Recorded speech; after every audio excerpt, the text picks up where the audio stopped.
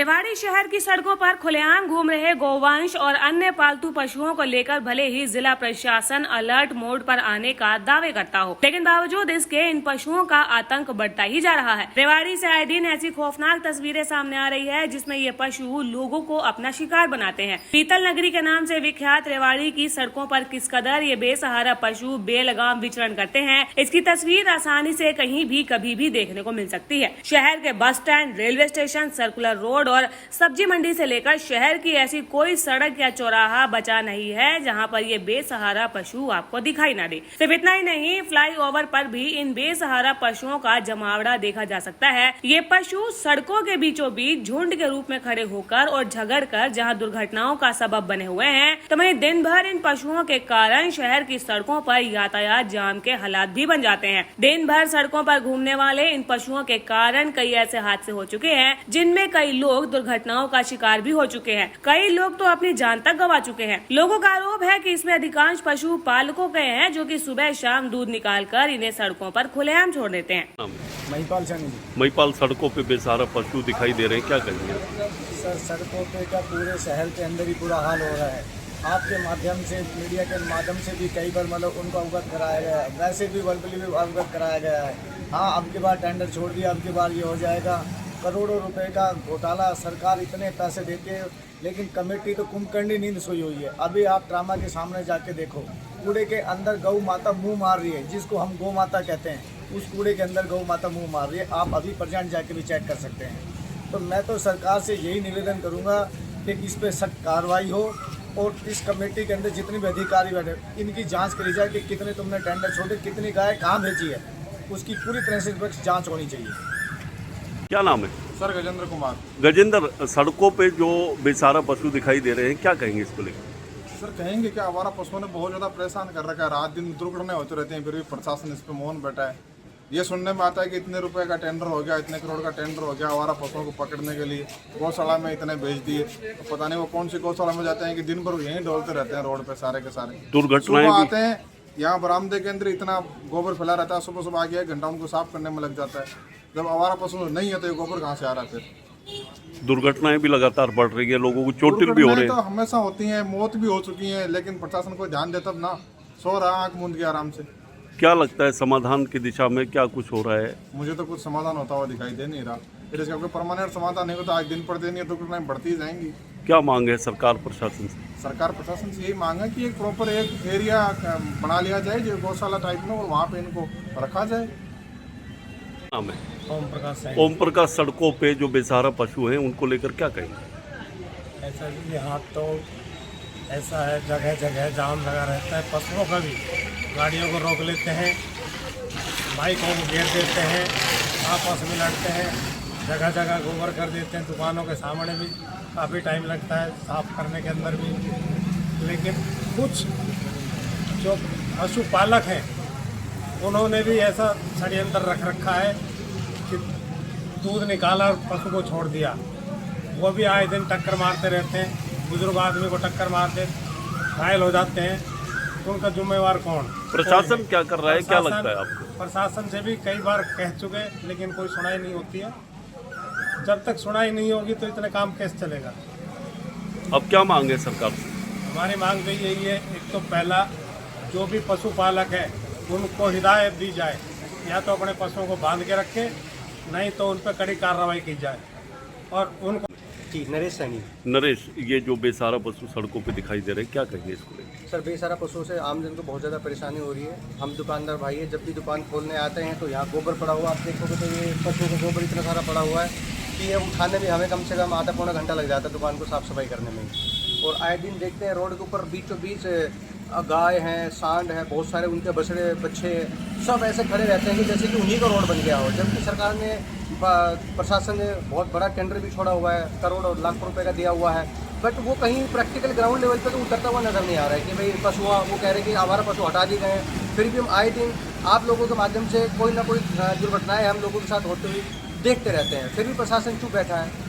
क्या लगता है नगर परिषद कुछ कर रही है, नहीं कर रही है? सर, काफ़ी टाइम से हम देख रहे हैं कि नगर परिषद यहाँ पे जीरो काम कर रही है।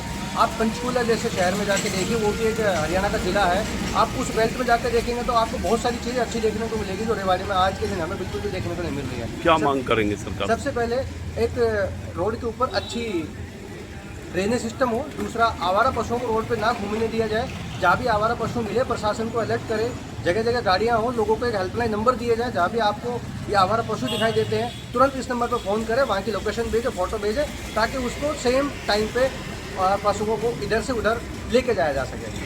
शहर में खुलेआम घूम रहे गौवंश को लेकर लोगों ने नगर परिषद को जिम्मेदार ठहराया है और उन्होंने कहा है कि छोड़े गए टेंडर का पैसा आखिरकार कहां जाता है, इसकी विजिलेंस की जांच होनी चाहिए, क्योंकि लगातार हो रहे इन हादसों को लेकर शहरवासी डर के साए में हैं।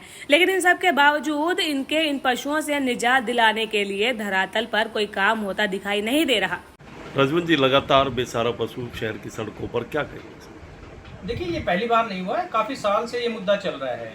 जो अपने आप को सरकार बार बार ये कहती है कि स्ट्रे कैटल फ्री किया हुआ है हमने, लेकिन अगर धरातल पर जाकर देखेंगे तो आपको खुद पता चल जाएगा कि हालात क्या है।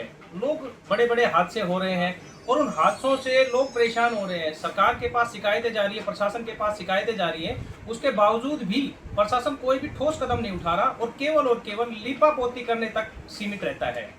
तो लगातार जिस तरीके से दावे किए जाते हैं कि पशु उठा लिए गए हैं, ये पशु उठाने का दावा है, ये दावा केवल दावा था। असल में क्या था कि गौशाला संचालकों की बात करें या प्रशासनिक अधिकारियों की करें या जो टेंडर छोड़ने वाले नगर पालिका के परिषद के कर्मचारियों की बात करें, बहुत से ये लोगों कहीं ना कहीं एक दूसरे के साथ साझबाज होकर जो हरियाणा की जनता है, रेवाड़ी की जनता है, उनके गाढ़े खून पसीने की कमाई को किस प्रकार लूटा जाए, तो ये उसमें सम्मिलित रहते हैं। ये कहीं बहुत से लोग चोटिल हो चुके हैं, कई लोगों की जान भी जा चुकी है, फिर भी नहीं जाग रहा प्रशासन। मेरा तो मानना ये है कि अगर प्रशासन नहीं चेत रहा तो आगे से इस चीज का ध्यान रखें कि जिस भी व्यक्ति की जिम्मेदारी है उसके ऊपर मुकदमा दायर होना चाहिए, क्योंकि जब किसी भी व्यक्ति को घायल अगर हो रहा है, एक हमारा साथी, हमारा रेवाड़ी का एक भाई मारा भी गया था, उसके बाद भी प्रशासन अगर नहीं चेत रहा तो संबंधित अधिकारियों के ऊपर कार्रवाई होनी चाहिए। लगता है कोई कार्रवाई होगी, अभी सरकार जागेगी? मुझे नहीं लग रहा भारतीय जनता पार्टी की सरकार में किसी प्रकार की कोई कार्रवाई हो। यहाँ के जो लोग बैठे हैं ये पूरी तरह से भ्रष्टाचार में डूबे बैठे हैं। आज जो भारतीय जनता पार्टी के जो नेता हैं या जो विधायक की बात करें, कर्मचारियों की बात करें, नगर परिषद के चेयरमैन की बात करें, सब अपनी जिम्मेदारी से पल्ला झाड़ने का काम कर रहे हैं। असल में इनकी जो जिम्मेदारी बनती है, अपनी जिम्मेवारी का निर्वहन करते तो शायद आज रेवाड़ी की जो हालात है वो हालात ये नहीं होती। कहीं ना कहीं रेवाड़ी का जो एक नाम है, विश्व में नाम है, वो नाम कहीं ना कहीं आगे बढ़ने का काम करता। लेकिन जब से भारतीय जनता पार्टी की सरकार आई है, जो ट्रिपल इंजन की सरकार को बताकर हरियाणा की जनता के, रेवाड़ी की जनता की वोट को लेने का काम किया था, आज वो देखो ना किस प्रकार से जनता त्राही कर रही है और उनकी कोई सुनने वाला नहीं है। एक दूसरे के ऊपर आरोप प्रत्यारोप करते हैं कि मेरी वो नहीं मानते, वो कहते हैं कि मेरी नहीं मानते, वो कहते हैं कि हमारी चलती नहीं है। अगर चलती नहीं है तो ये इन पदों पर क्यों बैठे हैं? अगर नहीं चलती तो जनता के बीच में आकर अपनी बातें रखें, कम से कम जनता उनके साथ तो रहेगी। यहाँ पर जनता उनके साथ नहीं है, लेकिन वो अपने पद का दुरुपयोग करके कहीं ना कहीं रेवाड़ी की जनता के साथ बड़ा धोखा कर रहे हैं। तिवाड़ी जी, शहर की सड़कों पे बेसहारा पशु लगातार देखे जा रहे हैं, क्या कहेंगे?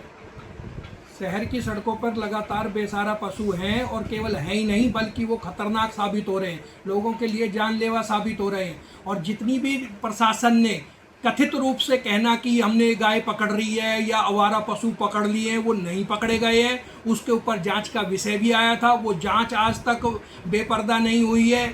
उस पे जांच पर ही सवाल उठने चाहिए, क्योंकि जितने भी पशु वो बताते हैं कि इनको उठा करके ले गए हैं, गौशाला में छोड़ा, वो गौशाला में नहीं छोड़े गए हैं। आज आप सर्कुलर रोड पर निकलते हैं या बाईपास पे कहीं भी निकलते हैं तो आवारा पशु, गाय और जो भी बैल वगैरह जो भी हैं, ये सब वहाँ खड़े हैं और आए दिन दुर्घटनाएं कर रहे हैं। तो इसलिए प्रशासन को इसमें विशेष ध्यान देना चाहिए। प्रशासन की पूरी लापरवाही है और पूर्ण रूप से गायों को, आवारा पशुओं को रोकने में लाचार साबित हो रहा है नगर प्रशासन।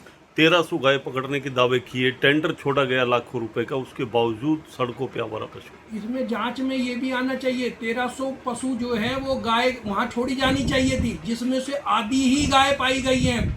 जैसा कि जांच का कुछ पहलू निकल के आए हैं। तो कुल मिलाकर के ये है, जांच क्लियर नहीं है।